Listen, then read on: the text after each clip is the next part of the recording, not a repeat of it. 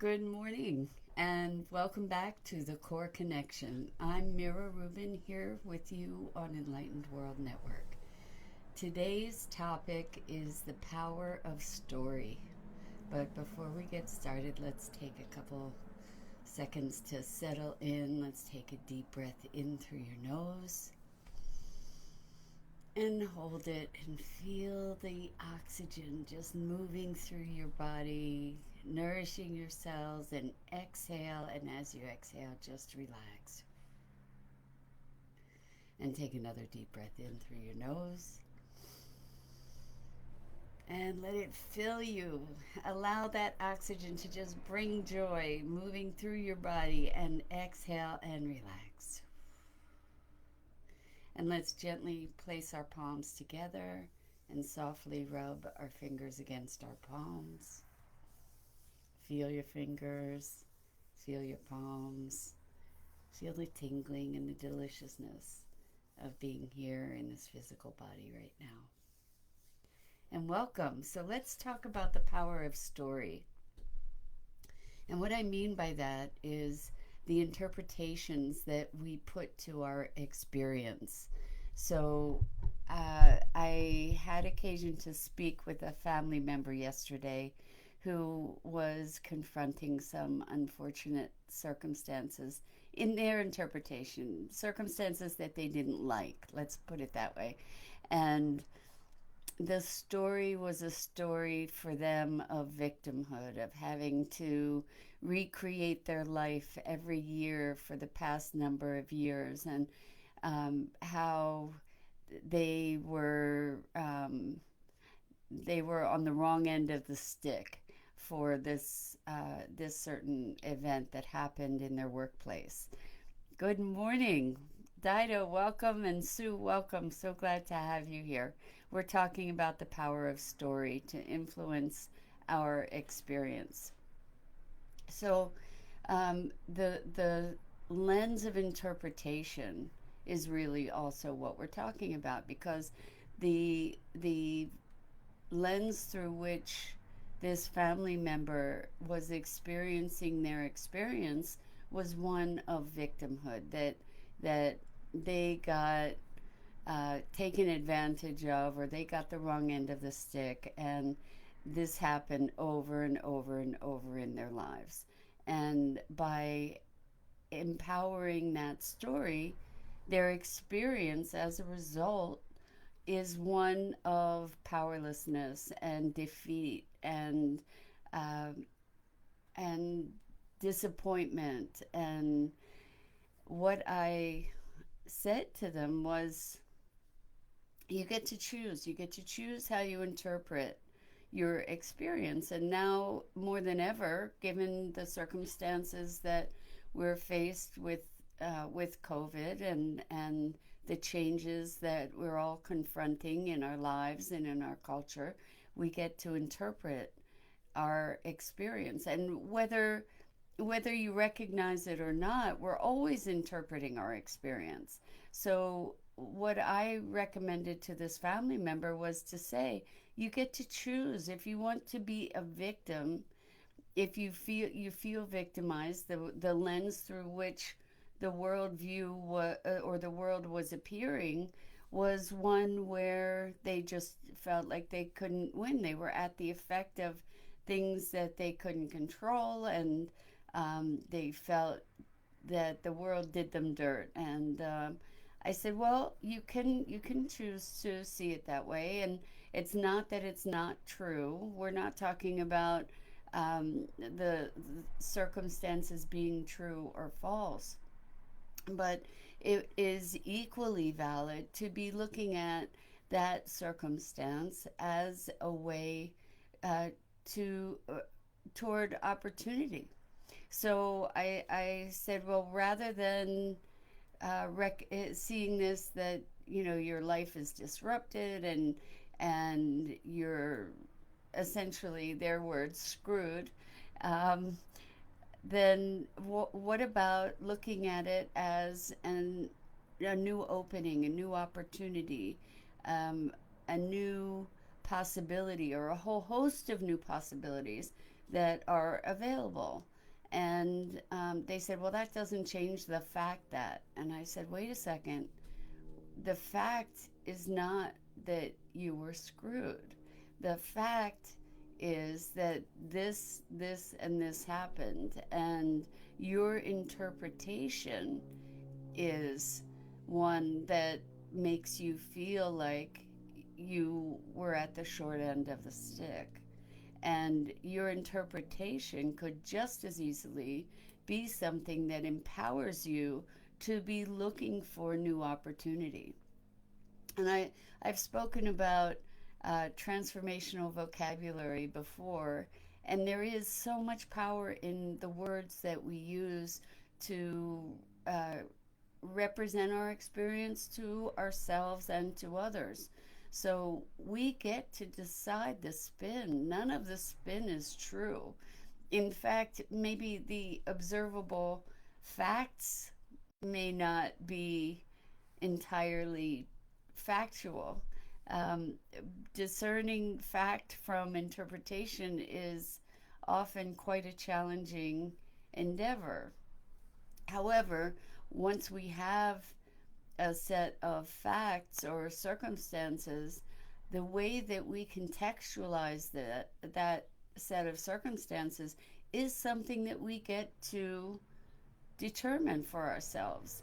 And it's not that one is more true than another, it's that one most likely is more empowering than the other. And if we are operating from a position of victimhood, because that's how we're interpreting our experience, then we will interact with things based on that victimhood. We will perhaps come from a defeatist perspective. We will perhaps uh, interact and react to things as if they were a personal affront when they were not. We may uh, feel more vulnerable and likely much more uh, disempowered and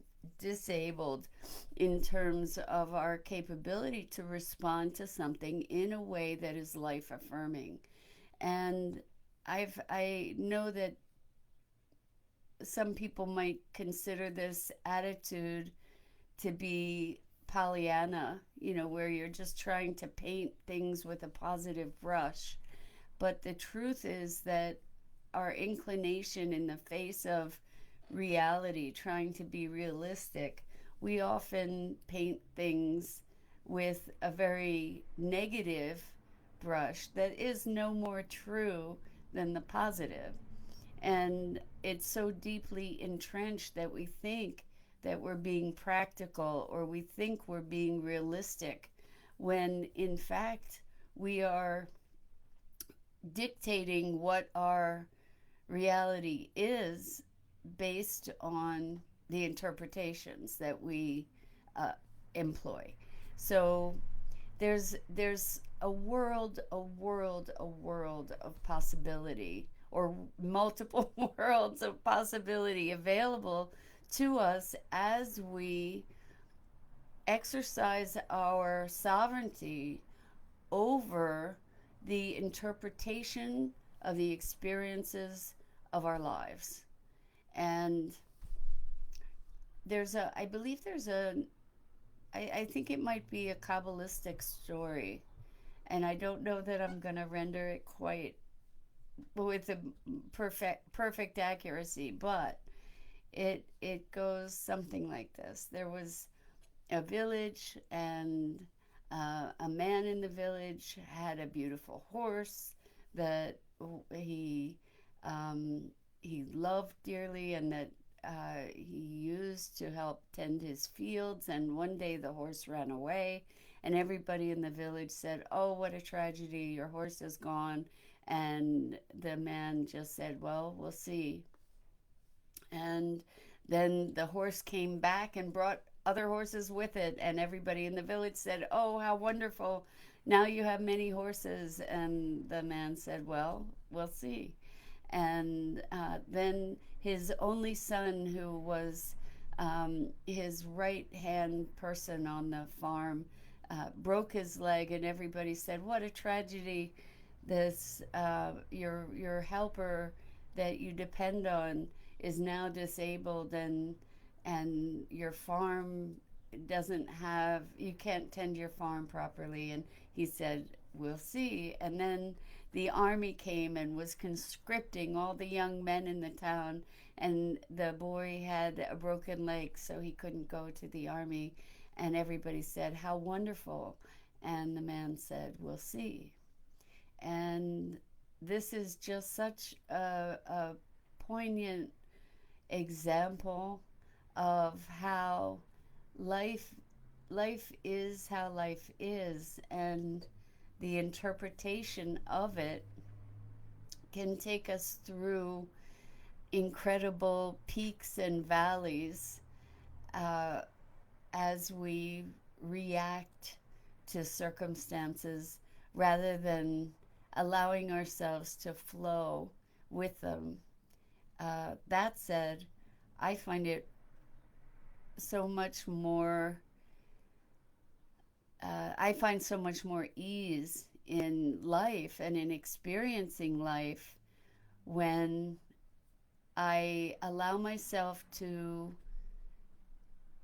operate from the assumption that life is happening for me and through me. For me and through me. And if I operate from the assumption that life is a gift, and the circumstances of life, even if they look like they're not what I want, that they are a gift, then it transforms my entire experience based on that assumption.